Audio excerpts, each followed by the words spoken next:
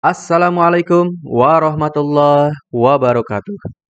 Adik-adik, di video kali ini saya akan memberikan kunci jawaban kelas 5, tema 8, subtema 1, pembelajaran 5, halaman 36, 37, 38, 39, 40, 41, dan 42. Baik, langsung saja kita jawab di halaman 36. Pertanyaan pertama, di Ayo Berlatih. Apa judul lagu itu? Jawabannya adalah lagu di atas berjudul Kampungku. Soal kedua, siapa penciptanya? Penciptanya adalah lagu Kampungku diciptakan oleh A.T. Mahmud. Pertanyaan ketiga, apa nada dasar yang digunakan? Nada dasar yang digunakan adalah C sama dengan Do. Yang keempat, apa tanda tempo yang digunakan? Tanda tempo yang digunakan adalah agak cepat. 5. Apa arti tanda tempo itu?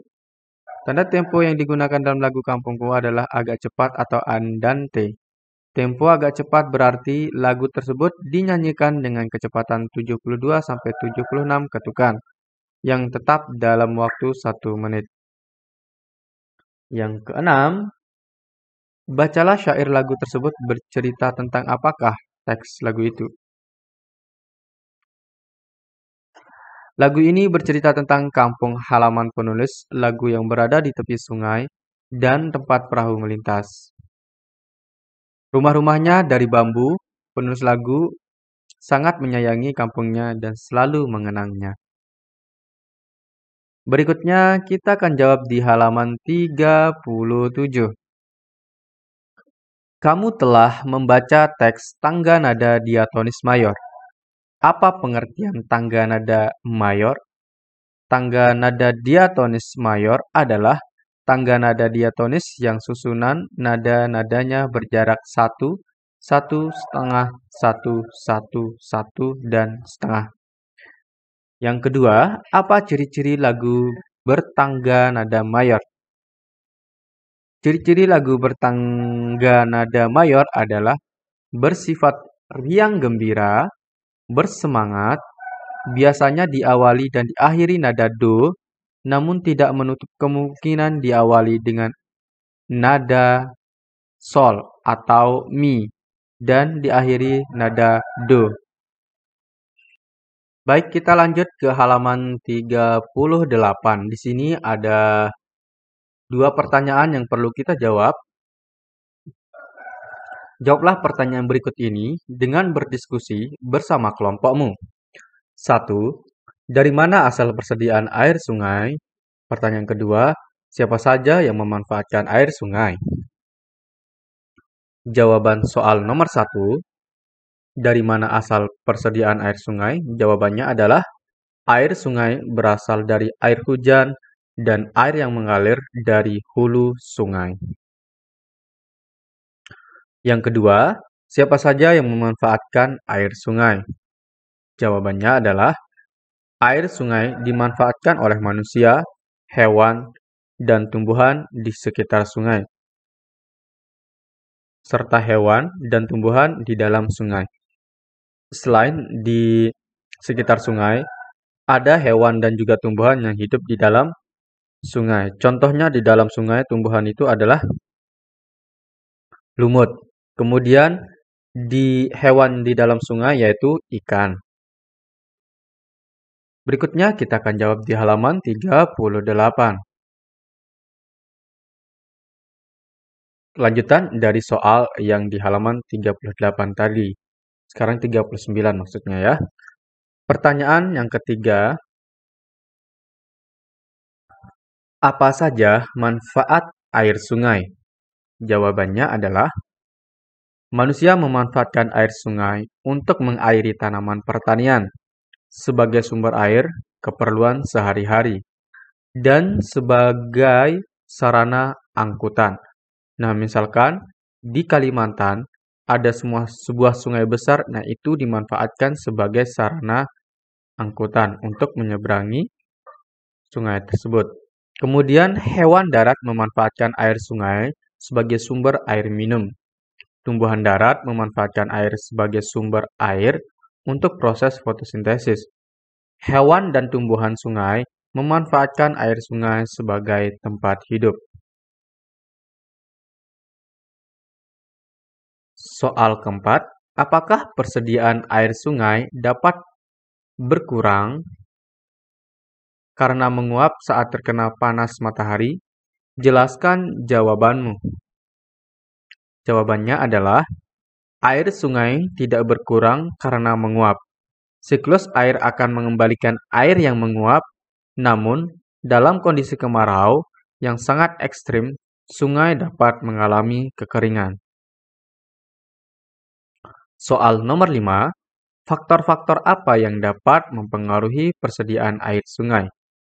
Jawabannya adalah faktor-faktor yang mempengaruhi persediaan air sungai antara lain curah hujan, cuaca, dan kondisi hulu sungai. Berikutnya kita akan jawab di halaman 40.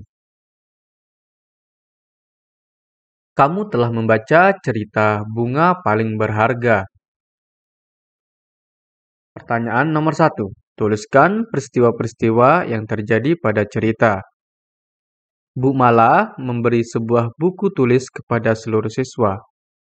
Bu Mala memberi tugas kepada seluruh siswa. Murid-murid mulai menentukan rencana bagi tugas tersebut. Buku tulis merah milik Makalei masih kosong. Suatu hari terjadi hujan yang sangat deras di desa Makale. Benih tumbuhan di desa Makale tumbuh subur.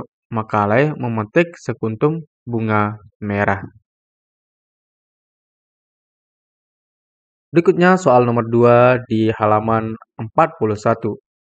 Tuliskan urutan-urutan peristiwa pada cerita. Urutan peristiwa. Yang pertama, suatu hari Bu Mala memberikan sebuah buku tulis pada para siswanya. Kedua, Bu Mala membebaskan para siswa menulis informasi apapun dalam buku tersebut. Ketiga, Nola ingin menulis catatan harian, sementara Wendy mau menggambar wajah orang yang ditemuinya, tapi Makalei ingin membuat herbarium. Keempat, Bu Mala heran mendengar niat Makalei dan menanyakan pemahamannya tentang herbarium. Kelima, Makalei tahu perihal herbarium dari seorang pelancong yang pernah menunjukkan buku herbariumnya yang begitu indah pada Makalei. Keenam, buku Mala memberitahu bahwa pembuatan herbarium membutuhkan banyak daun. Ketujuh, Makalei menyatakan bahwa bunga juga bisa digunakan. Kedelapan, Bu Mala bertanya rencana sumber daun atau bunga untuk herbarium tersebut. Kesembilan, Makalei memandang keluar jendela dan berkata bahwa ia akan mendapatkannya. 10. Beberapa waktu berlalu dan buku para siswa mulai terisi, tapi buku Makalei belum. 11.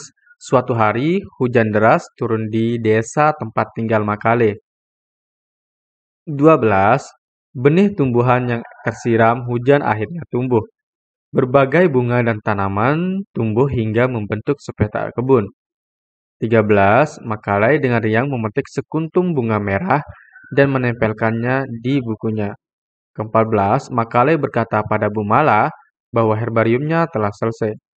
Ke-15, Bu Mala membuka herbarium Makalei yang hanya berisi satu bunga, tapi sangat berharga karena hanya mekar sehari dalam setahun. Berikutnya soal nomor 3. Tuliskan kembali cerita tersebut dengan bahasamu sendiri. Tuliskan dengan ejaan yang benar. Makalei tinggal di desa yang selalu kekeringan sehingga tidak banyak tumbuhan. Suatu hari Bu Mala memberi tugas kepada semua siswa dengan memberi sebuah buku kepada masing-masing siswa. Siswa sudah mempunyai rencana masing-masing dengan tugas tersebut. Bu Mala heran ketika mengetahui rencana tugas yang akan dilakukan Makalei, yaitu membuat herbarium. Bu Mala dan teman-teman Makale heran bagaimana Makale nantinya dalam membuat herbarium. Makale tetap optimis bisa membuat herbarium. Pada suatu hari, daerah Makale turun hujan deras, sehingga benih tumbuhan dan bunga-bunga bermunculan, memenuhi petak kebun. Makale sangat gembira melihat keadaan tersebut dan memetik sebuah bunga, kemudian menempelkannya dalam buku. Makale gembira karena berhasil membuat herbarium dan menunjukkannya kepada Bu Mala. Bunga tersebut merupakan bunga paling berharga karena hanya mekar sehari dalam setahun. Berikutnya kita akan jawab, ayo renungkan. Dari pembelajaran hari ini, kamu telah mendapat pengetahuan baru, melatih keterampilan, dan mengembangkan sikap-sikap baik. Adakah pengetahuan dan keterampilan yang dapat kamu berikan bagi perbaikan lingkungan sekitarmu? Pengetahuan dan keterampilan yang dapat aku berikan bagi perbaikan kehidupan lingkungan sekitarku adalah pengetahuan tentang siklus air karena lingkungan di sekitar kita harus selalu kita jaga. Keinginan untuk menjaga lingkungan dapat dimulai dari diri sendiri terlebih dahulu. Sekarang kita akan menjawab di halaman 42. Sikap baik apakah yang dapat menjadikan kehidupanmu dan lingkungan sekitarmu menjadi lebih baik? Sikap baikku dapat menjadikan kehidupan dan lingkungan sekitarku menjadi lebih baik adalah menghargai perbedaan pendapat dengan orang lain. Dengan menghargai pendapat orang lain, kerukunan akan tetap terjaga. Kegiatan bersama orang tua. Diskusikan dengan orang tuamu tindakan apa saja yang dapat kalian lakukan untuk ikut menjaga kelestarian lingkungan sekitar kalian. Tindakan yang dapat dilakukan untuk menjaga kelestarian lingkungan adalah 1. Membuang sampah pada tempatnya. 2. Memisahkan sampah organik dengan anorganik. 3. Menanam pohon. Dan yang keempat, memungut sampah jika dibuang di sembarang tempat. Baik, itulah kunci jawaban di halaman 36 sampai dengan 42 ini. Sekian. Assalamualaikum warahmatullahi wabarakatuh.